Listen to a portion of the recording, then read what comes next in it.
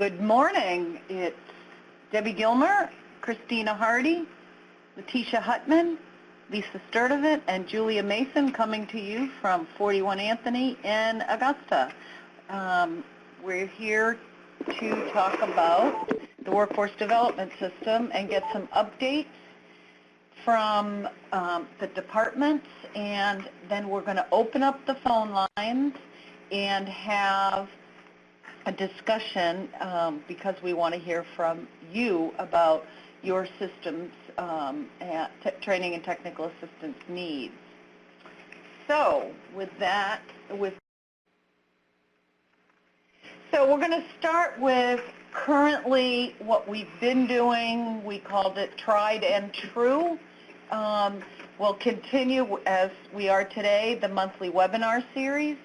A little tease, next month, November 11th, I believe, whatever the second Thursday is, pleased to announce that November 12th, Doug Crandall will be doing a webinar on self-employment.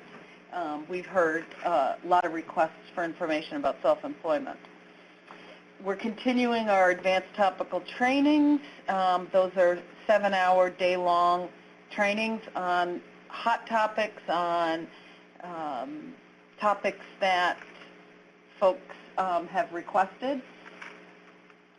We're doing, as we have now for about 18 months, quarterly training on discovering personal genius for career planners. That training certifies providers to deliver career planning. That will continue. It has not yet been scheduled. I'm waiting to hear from the presenter, probably in January. Our week-long immersion ACRE class will be held the week of March 14th, 2016, here in Augusta with Beth Keaton from Griffin Hammis. Centiro continues to maintain the Employment Specialist and Career Planning Registry, Discovering Personal Genius registries on our website, as well as the training calendar. The website that's there, employmentformewds.org, all one word, will get you to the training calendar as well as the registries. We have an advisory committee that meets about 3 times a year. We'll continue to support that work. And at this point, we are looking for new provider members. So if there are individuals who are providers who are interested in serving on the advisory committee, we meet in Augusta, again, 2 or 3 times a year. Anybody have anything to add to that? Here in the room? Okay. What's new this year is probably many of you know that we have a new job coach credential in the system that was a result of hearing from providers that they wanted that credential back. We've worked with the College of Employment Services, which is Elsevier, is the company that designs the platform. The Institute for Community Inclusion at UMass Boston designed the curriculum. That job coach credential program is on demand online. So anyone can register at any time and complete the course. To get certified as a job coach in Maine, as you may know, you have to complete a day-long training in fading and natural supports in the workplace. That we will be offering quarterly. That's available to anybody who's interested. It's a fabulous day of training, but it is required to complete the job coach credential. We request that folks complete the 18 modules in the online program before taking the day-long training. So the next training with David Hoff is in December. That's on the calendar. So if you're interested in the job coach credential, you can register online on the website and register select the day you want to take the fading supports workshop. Also, what's new is we've increased the number of hours required to become certified in delivering career planning or discovering personal genius.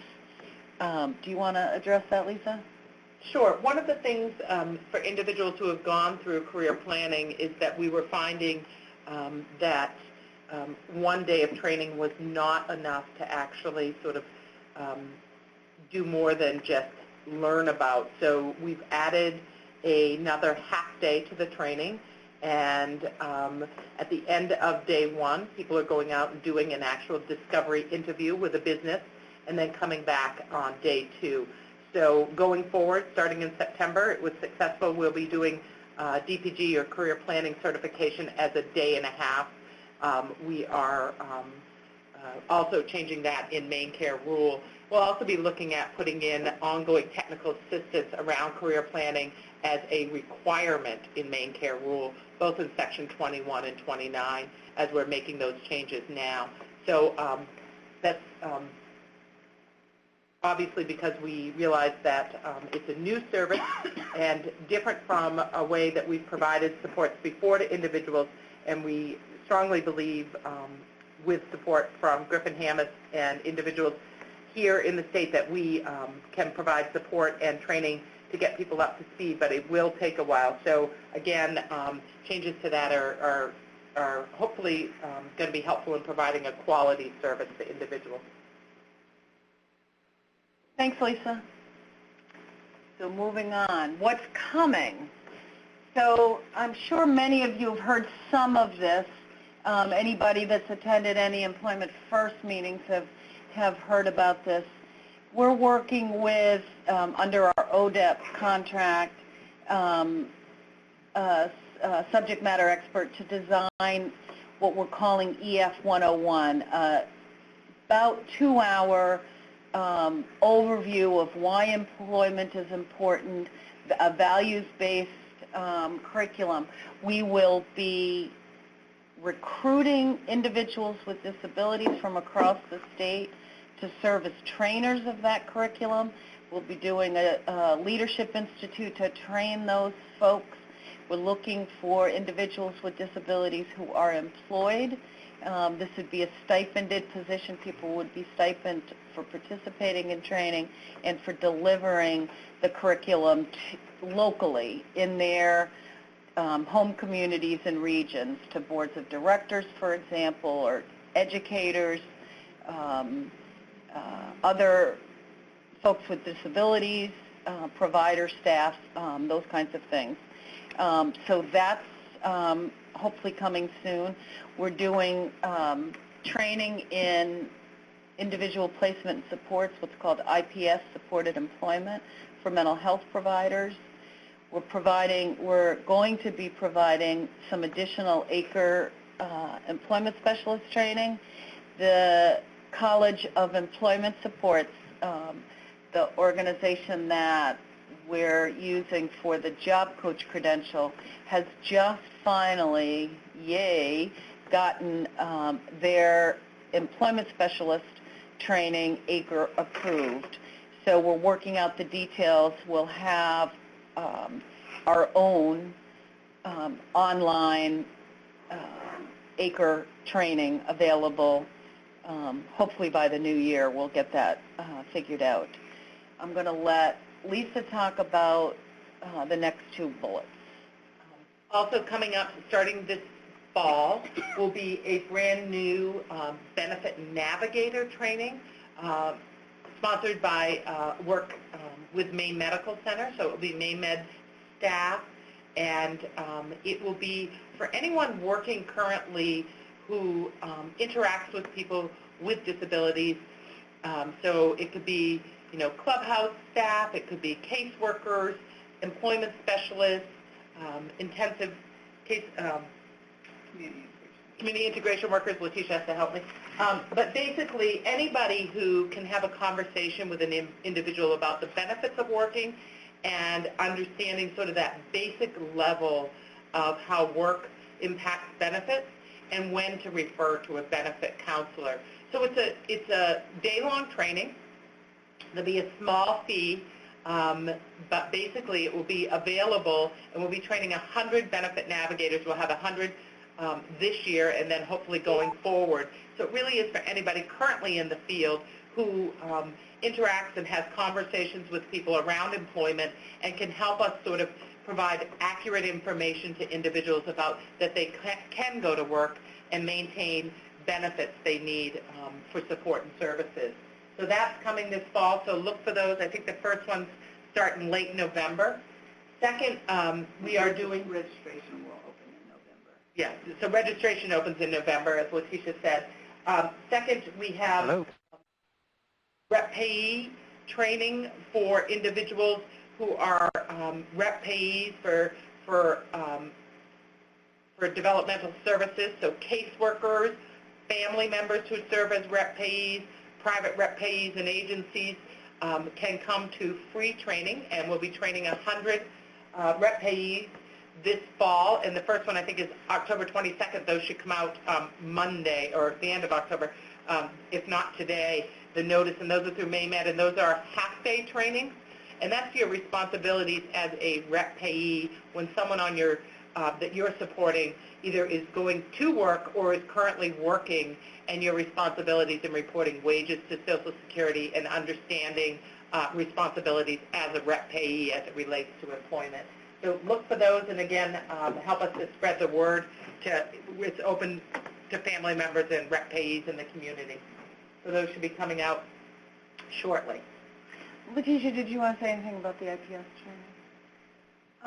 That training really is in preparation, kind of some capacity building as we look towards the submission of an application for a 1915I state plan amendment through the Office of Maine Care Services. And what we're looking towards in that is to be able to include employment supports and services that would utilize IPS. Some of them would utilize IPS, supported employment, as a model. And so our aim there is to be able to train mental health providers, behavioral health providers on their role, because it is an integrated model. But also we will additionally have some training in IPS supported employment for employment specialists to do that as well. Thanks, Leticia.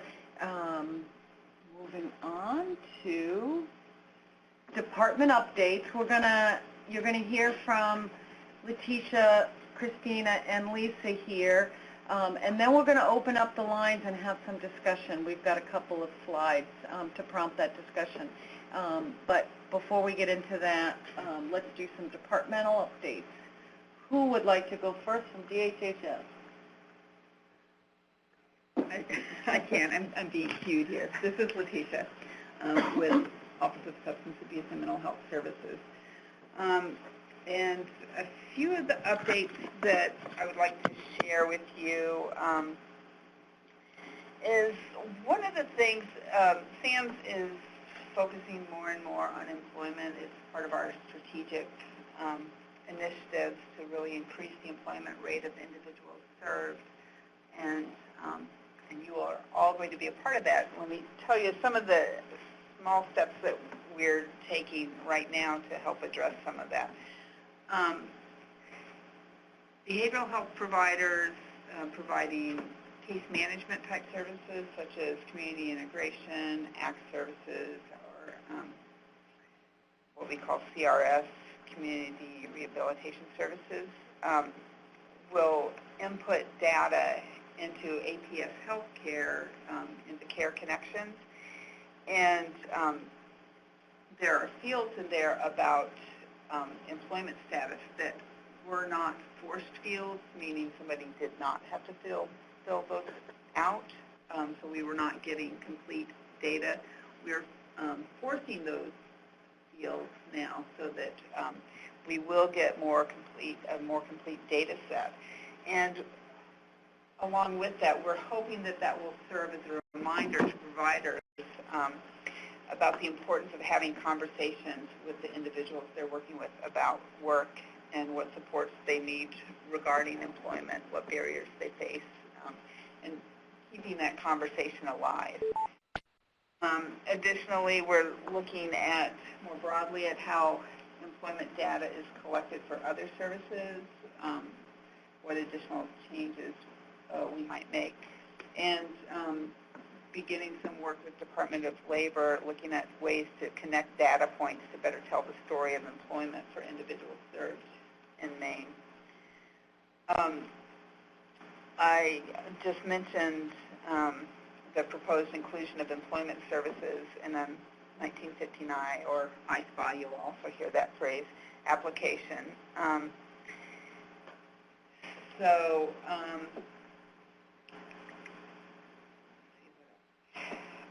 One of the things, I'm going to put in a plug for our Employment Promotion Collaborative, and it's a Mental Health Employment Promotion Collaborative, and we're a small group right now, but a dedicated group. And what this group is really focused on, obviously the name pretty much tells the story, but looking at what are some systems issues that we can address. Good chance for those of us, it's a jointly convened meeting through both DR and SAM, and it's a good opportunity for us to meet with some stakeholders and get some input and look at some systems issues to really continue to move our system forward around employment of individuals with mental health conditions. We are looking for more folks to join us. We would love to have another CRP or two. We'd love to have a behavioral health provider. If you're interested in that, please get in touch with me, and I can give you more information about that. Another update that I want to share, and Lisa and I will kind of do some of this together, but Maine has been participating as an employment first core state through the Office of Disability Employment policy out of the federal DOL, and we've talked a little bit about this. Excuse me. One of the pieces of that we've been working on has been the Mental Health Vision Quest, and we've been working with 3 other states in that Vision Quest process focused on employment. So we've been receiving some technical assistance that's included an analysis of our current policies and some recommendations. And we've used that to help us go some further steps with looking at our employment policy practice guidelines for our office. These are practice guidelines that each office has that help us understand how do we really implement the DHHS policy on employment for individuals served. And our practice guidelines definitely needed updating. So we've been doing that work. Those are about to go live, and so hopefully soon we'll be sharing those, and that will become another great vehicle as we continue to make sure that our system is really being supportive of helping individuals on the path towards employment.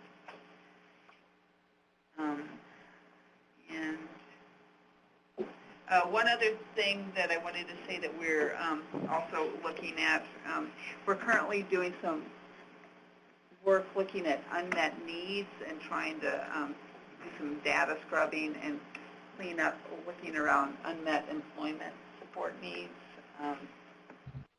So behavioral health providers, who are the ones that complete some data sets around unmet needs, are hearing from us as we are trying to do some data scrubbing, and we might be reaching out to some employment providers to help us address some of those unmet needs in the near future. And I think, Lisa, do you want to Sure. For the Office of Aging and Disability Services, something that's always near and dear to all our hearts, we had a transportation meeting last week with all the transportation providers across the state with Maine Care, with ODES, and had some discussions about transportation, what's working, what's not. I want to alert people that there are going to be 5 public sessions coming up that Maine Care is sponsoring, so we'll get those up on the website so that individuals can attend, give feedback to Maine Care about how things are going. I actually think there'll be multiple people there from DHHS, Maine Care, and ODES to hear about those. So look for those to give us feedback. Along the transportation lines, we are working with Maine Care and providers, and we'll be in our enterprise information system rolling out a new transportation assessment, and transportation to and from work for waiver providers should be covered. So working with someone's caseworker to ensure that we have the correct information and that the caseworker is filling out the information needed in EIS, and that the transportation, we need to know to and from where, at what times, rough mileage, obviously the location that the person's going to, and so anything that people can do to ensure that you're working directly with a caseworker to put in those requests and assessments as we roll that out probably in a couple of weeks will be really helpful in getting people to access the transportation through the NET system. So again, the forums are coming up, and look for those to also assist us in improving that system. We at ODES have just hired this week a part-time individual. His name is Frank Geegan. He'll be joining us at ODES to provide support to agencies around career planning, and also will be attending the certification of CRPs in the near future too. So you will meet him. He came to us from Allies in Bangor, and he'll be joining our staff next week as an employment specialist. So we're glad to finally have somebody joining the team here to help us, as Leticia said, expand our employment within both SAMS and ODES, so he'll be assisting with that. Other sort of news, as Leticia said, we're continuing to work with the Office of Disability Employment Policy. We'll also be looking at updated practice guidelines and memorandums of understanding this year as we move into the fall that include across all of our departments, brain injury, ORC, and developmental services, and updating that work and ensuring that individuals on those waivers have full access to the employment supports they need. We are also working on pulling together, as Leticia is, data to help us make some determination on how we're doing and moving forward what we need to be focusing on to increase employment of individuals served by OADS. I think those are the major pieces right now. Christina. Hi, everyone. I'm just moving the speaker closer to me. So I have a couple of updates from the Department of Vocational Rehabilitation, and the first one is the Workforce Innovation and Opportunity Act. What we've been doing is DVR has been working closely with our partners, DVBI, the Career Centers, Adult Ed, and the Department of Education to address the implementation of the new law. Specifically, training has taken place this summer for staff concerning some of our biggest changes. The first one, time to plan within 90 days from 180, and the second is to increase the focus on transition-age youth and pre-employment transition services.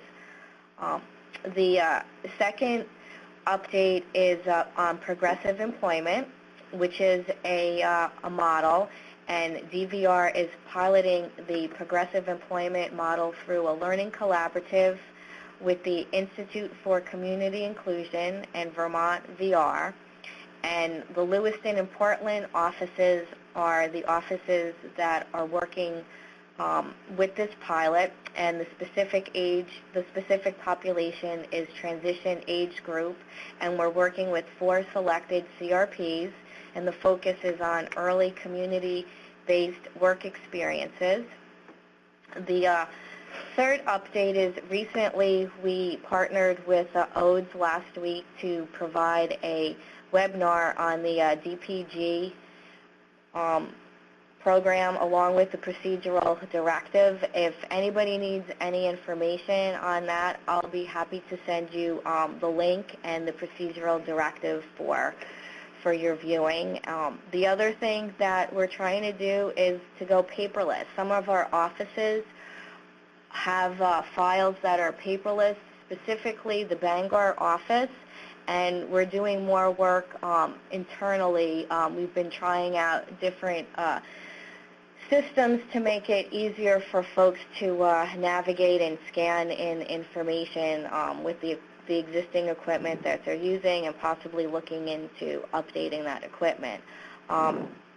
The other thing is, as you all know, we have the job coaching certification program, which is online. It's on demand, and you can access it anytime. And later on during the presentation, if you have any questions, certainly let me know of them. Thank you. Thanks, Christina. I see one person typing.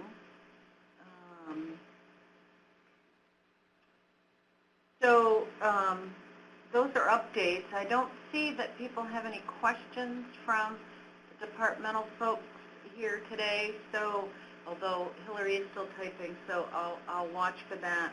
I want to move into the first slide here to sort of provide a jumping off spot to talk about, once we open the phone lines, to talk about the community needs, the needs you all have in doing the work that you're doing. The topics that are listed here are by no means exclusive.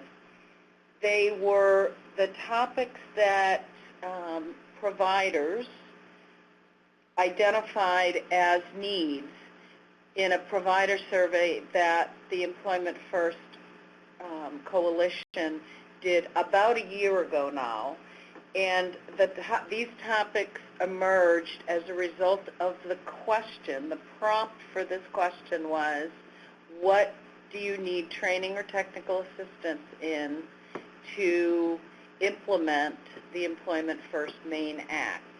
So as I'm certain all of you are aware, the act that was passed 2.5 years ago now requires first and preferred services in Maine for individuals served via employment, and there's been a great deal of work. Everybody this morning has mentioned the technical assistance from the Office of Disability Employment Policy and other places, the workforce system certainly. So my first question, and this I think you can type in the box, in the chat box, are there additional topics that might need to be on this list? I'm going to suggest that we not ask for disability-specific topics, but are there other topics that to implement the Employment First Maine Act, that is to realize integrated community-based employment at or above minimum wage in the community? Are there topics that you need to implement your work? Are there training topics that you need to be able to do your work? So I'm going to give you a minute to mull on that. Glad to see some people typing. Yeah. And we have somebody here, Hillary, involved at Maine Med with the progressive employment. We are all excited about learning from that work. So keep us posted.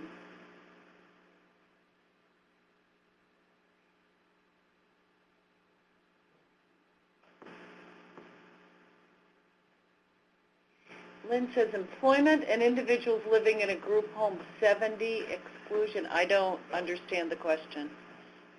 Lisa, do you? Employment and individuals living in a group of $70 exclusion.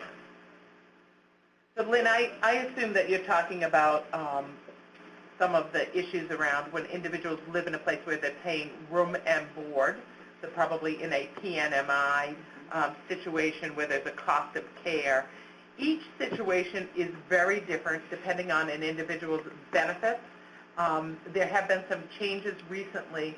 So one of the things that we really suggest is if an individual has seen a change in either their cost of care or something's different, that they should be reaching out, if you know about it, to their caseworker who can assist them with either a benefit counseling appointment or some advocacy with potentially with Maine Care, Office of Family and OFI, and to see if there's anything that needs to be changed, reported.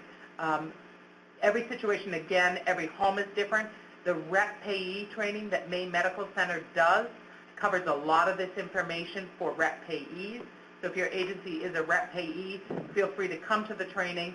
It is a 4-hour training, a general overview, but they do cover different types of residential situations for waiver members. So that may be helpful. Angela says, this might not be for everybody, but a discussion on how the new minimum wage in Portland is going to affect job developers, VRCs. That's an interesting topic. That might be a webinar topic in the coming months when we see what ends up being decided. Yeah, at the moment, this is Christina, we're not sure how it's going to impact job developers at this point since it hasn't gone through. So we'll be gathering more information as we get closer to it. Thank you.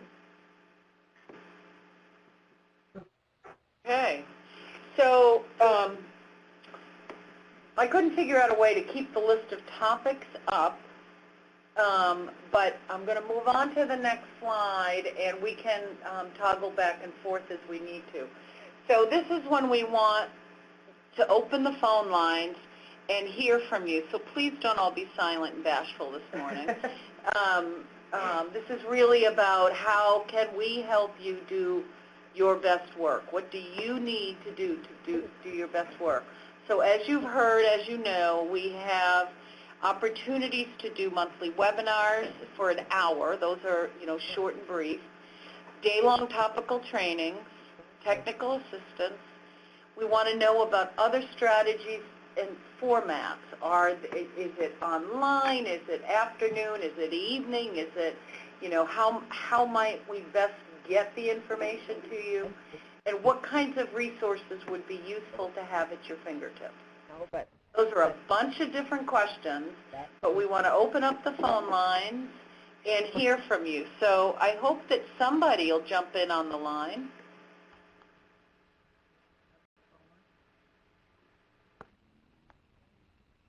Anybody want to unmute themselves and talk? You have everything you need? You don't need anything else? Angela's typing.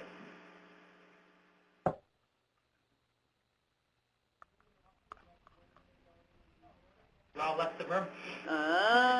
So again, you don't have to type. You can just unmute your phone and give us some feedback on what would be helpful. Is there a 1-hour webinar topic that we should cover? We've got December through June that we're planning, so let us know if there's something that would be helpful. Next week, as you heard from Deb, it's self-employment. Again, we're looking at, as part of the contract, day-long topical trainings. We've added David Huff because we believe that increasing natural supports on the job to decrease paid support is critical, and people need training around that. But are there any other things that you would see that we need to add this year or that agencies would be interested in? So right now, we'd really love to hear both about topics and about kind of format for delivering that technical assistance. We have our standards that we've been using, but in your experience you've engaged in some format that, boy, that really helps me figure out how to implement that. Please throw it out. Let's talk about it. Angela's asked about work readiness and soft skills for clients. Today we're talking about you. So what do providers need? So are you asking for training about soft skills, readiness kinds of things that you would then use with your clients? Sort of. Okay. I know that the career centers do some of that. There's lots of great curriculums out there, and for individuals who are in a community supports program, the training, the bridge curriculum is available, but there's also there's several agencies in the area that have either purchased or created their own curriculum to utilize with individuals that work on a lot of the things that we see people struggle with on a job, and those are things that, you know, people can work both in community support programs, in their residential programs, in terms of being better prepared when they do go to work. We have a couple of. Angela said that if something needs to be added, Nebraska VR has one. I'm assuming you're saying one soft skills readiness program. I think our VR does that too, and that's the Bridges curriculum or the CEW in part. Rachel Matheson asks about an opportunity for career planners to brainstorm, etc. We have written that in, Rachel, to our ODEP technical assistance plan. We'll be establishing 5 regional communities of practice for career planners. We'll get some technical assistance from ODEP to do that. Bangor, I would imagine, would be one of the regions. And we are looking at the opportunity to do ongoing technical assistance and follow-up through those career communities of practice. For folks that participated in the career planning training 2 weeks ago, I'll be sending out an email shortly to let people know when we're going to do a call-in. Julie has agreed to do a call-in with people in 4 to 6 weeks after that first training. We told people about that at the training, and we're hopeful that folks will have completed a home visit and be able to get some feedback about their experience and how they're writing that up on their staging record. So we are putting that in place. Thanks for asking, Rachel. Could we have somebody from the career? Oh, Kevin, that's a great idea to put to bring somebody for one of the webinars to do a webinar on what's available. We did that in the Maine Can Work, and they do an amazing job in a brief period of time about the resources that they have available. Great suggestion, Kevin. We'll get that on the... Okay, Angela says CEW is not the same at all. Okay. Yeah. So Angela, I wrote down and made a note to ourselves, and that we'll look at what are some soft skills curriculums out there. I've got 3 agencies that I know of that are using specific curriculum that is part of their program, and I think we can look and give some feedback and some ideas for people, and some agencies may be willing to share what they're using, because it is important, because we know that that is where sometimes individuals struggle on a job.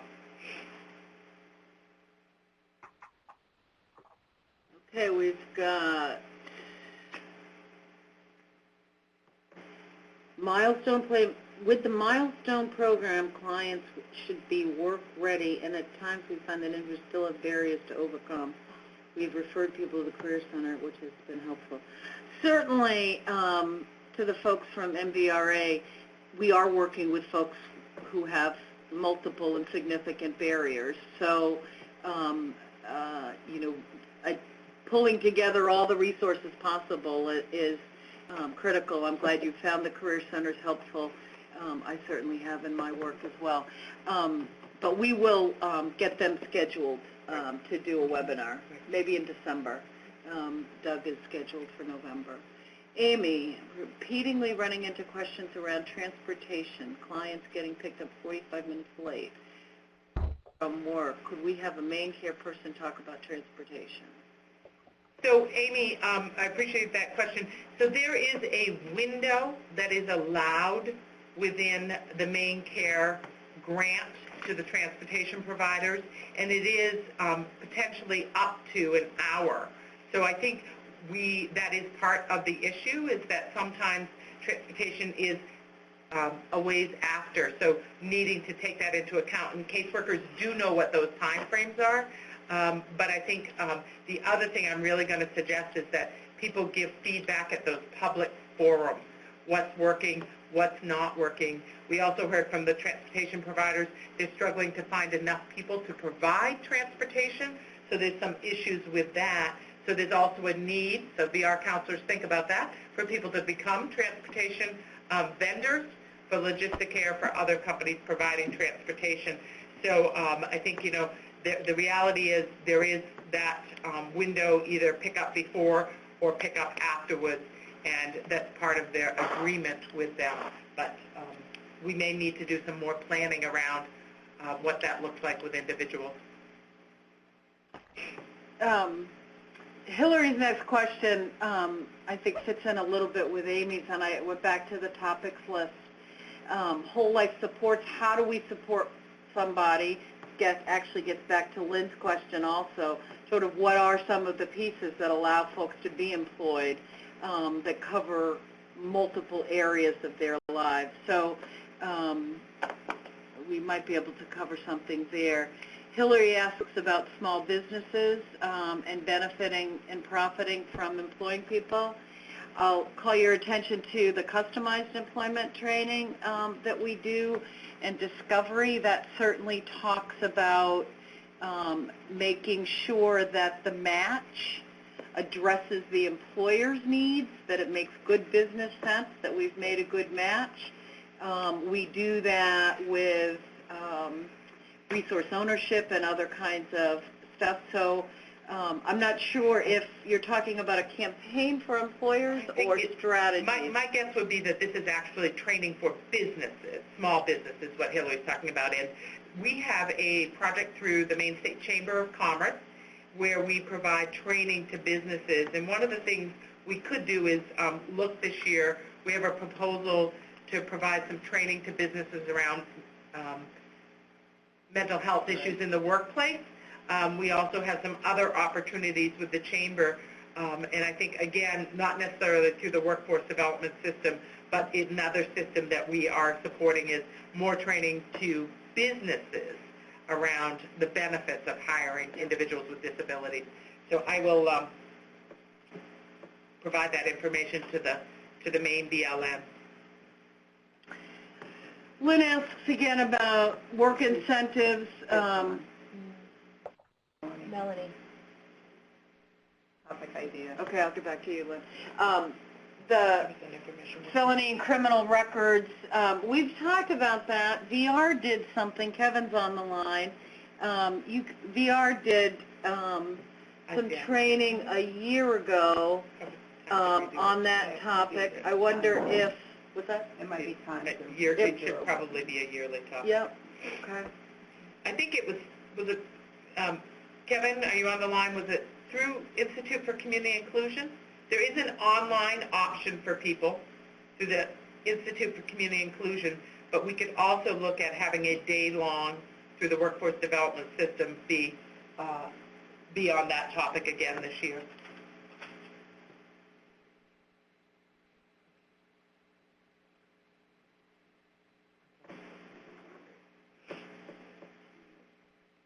So back to Lynn, Lisa talked about the RepPayE and Benefit Navigator program that'll be rolling out. That'll be important to have somebody from your neck of the woods to participate in that training.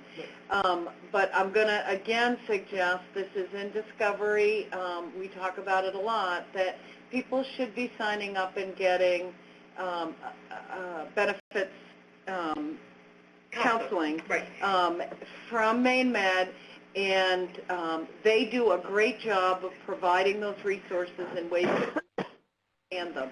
So it behooves us, I think, to have people go through that process as they're investigating, starting work, whatever, so that they fully understand the impact of benefits.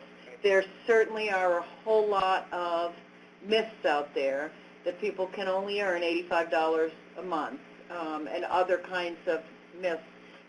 And so that information is critical to have. And again, Lynn, those two trainings will, as Deb mentioned, be rolling out this fall. And I think if you're thinking about, additional things, the other thing I think about is the Employment First 101 curriculum. We'll have information about the general benefits of working. We're also doing some work with caseworkers in the ODE system to provide them some information about assisting somebody on their caseload to go to work and the benefits of working, and then also assisting somebody to increase their hours over time and increase their capacity at work. So again, I think those are great training topics, and we probably can't do enough in that area of breaking down some of those barriers. So whether it's through career planning with the individual, through rep payees, through work with caseworkers, we all need to be better informed. So we'll look to keep that on the radar screen. Kevin suggests sharing information about the special appointment program. He says in VA. I'm sure that's not Virginia.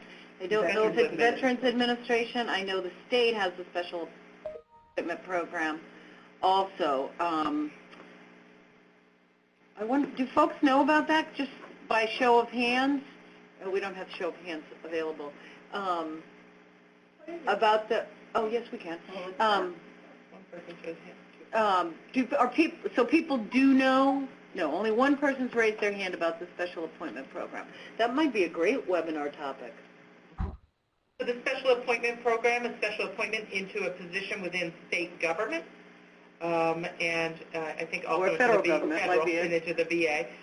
So that is something that we could do on a webinar in terms of for individuals with disabilities to have an opportunity to both work in either state or federal government. It's a great topic area.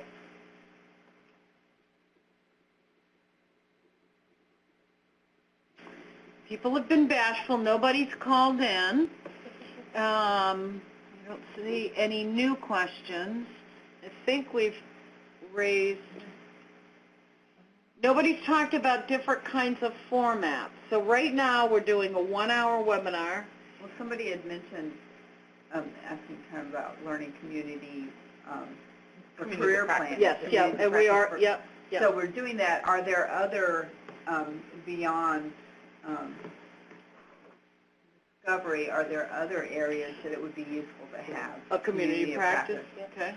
The other question, this is Lisa Sturtevant, that I have is, for agencies, maybe a show of hands, would you be interested in something shorter than a day long, but longer than a webinar?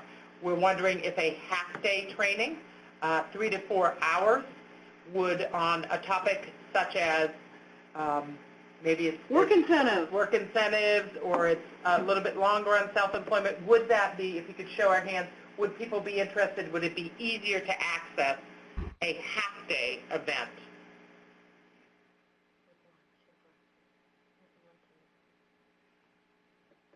So we're getting some half-days. Everything that we've done so far has been in the Augusta area, everything that we've done live. How many people would go to Bangor? The hand is at the top of the screen, right in the middle. Oh, if you don't know where the hand is, to raise your hand, yes.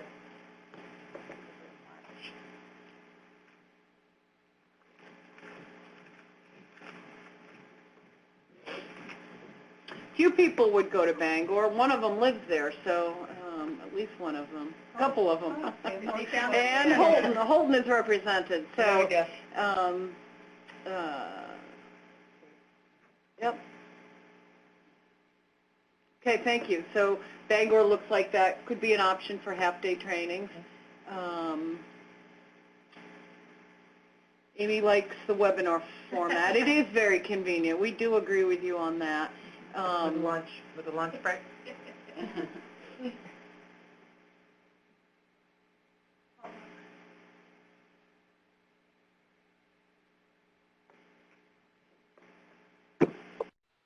It's weird. It's usually people want to call in. I know. It's so quiet today. You got well trained.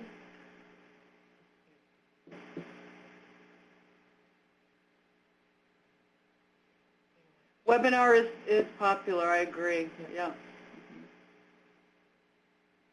We can do that. Well, and, I just want to mention to people, if you're not involved, there are definitely a lot of webinars going on the federal level.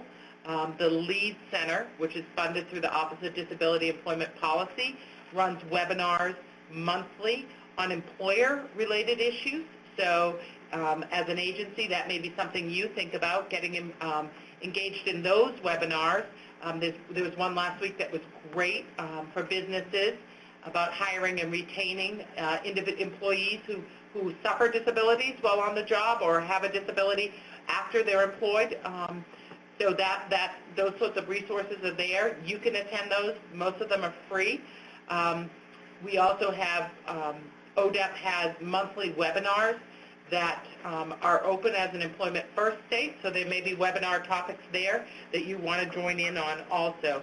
So again, look for those resources, not just through the workforce development system, but on the national level, we're seeing more and more opportunities around employment webinars for information. I think there was just a federal one on WIOA. Yes.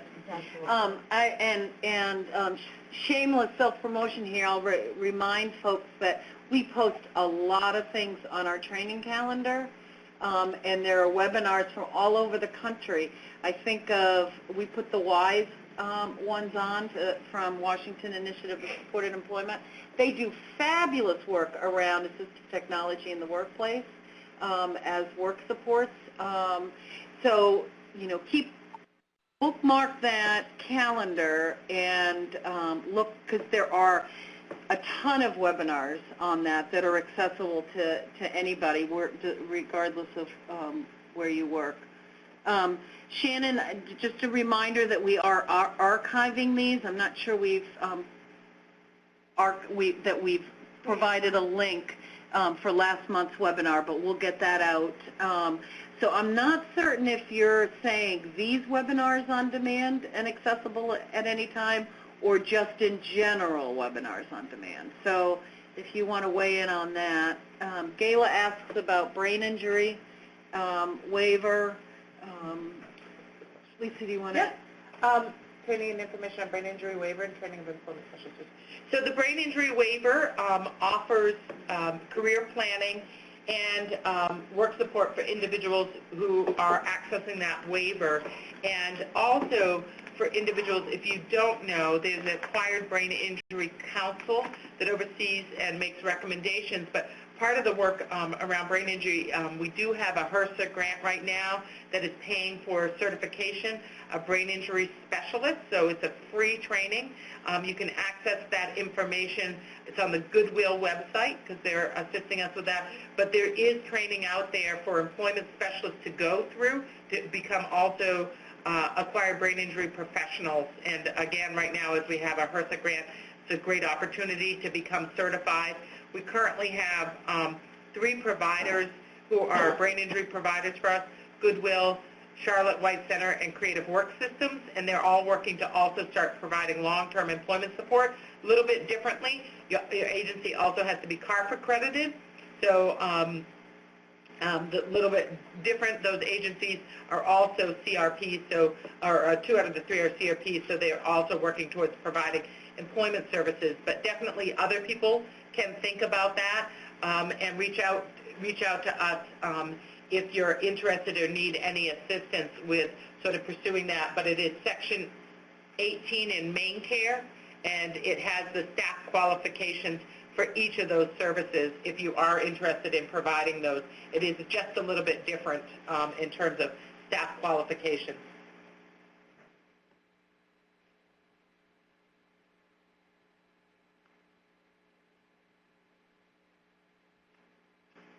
Shannon says both, so webinars, this webinar as well as others. I'm not aware of webinars that are just on demand that are archived necessarily, unless it's like a course.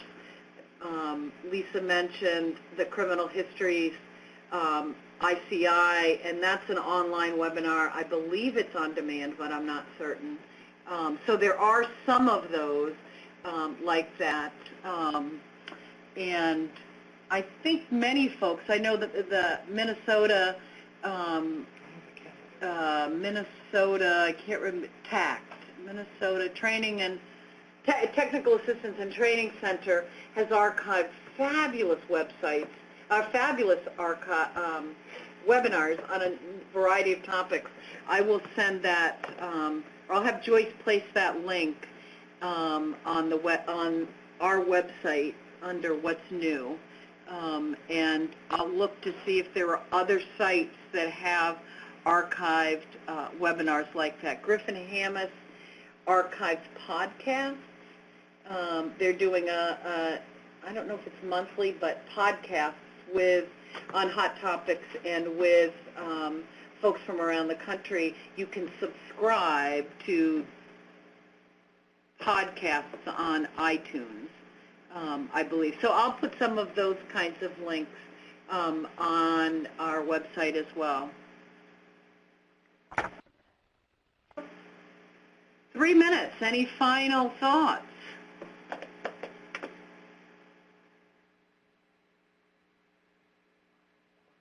And if you think of something, later this afternoon or whatever, as we all tend to probably do, feel free to email.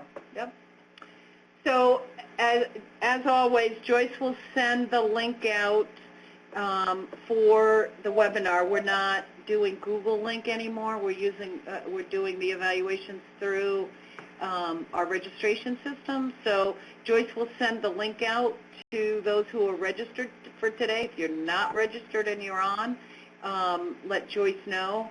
Once you complete the evaluation, you'll be prompted, you'll get an email with your certificate.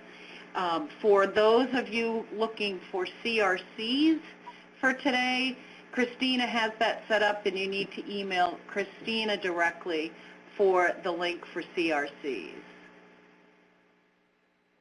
There's one last question there, what the new employment specialist for O's is going to be doing. So he will be, after he gets a little into our new world, he is an employment specialist, certified employment specialist, but he's going to be working with overseeing the career planning quality assurance process. So he'll be the one accepting career plans and providing feedback on the 8 quality indicators and monitoring that a little bit closer than I've been able to.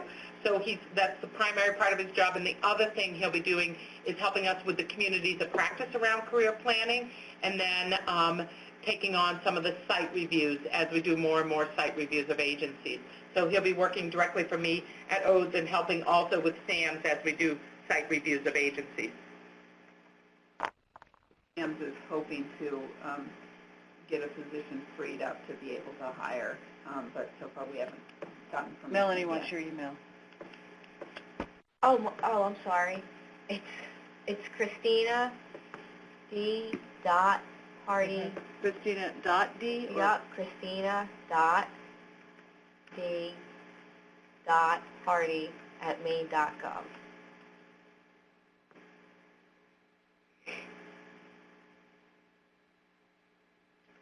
All right. Thank you all. And don't forget Crandall next month, November 12th, 10 o'clock. See you there. Have a great month. Bye.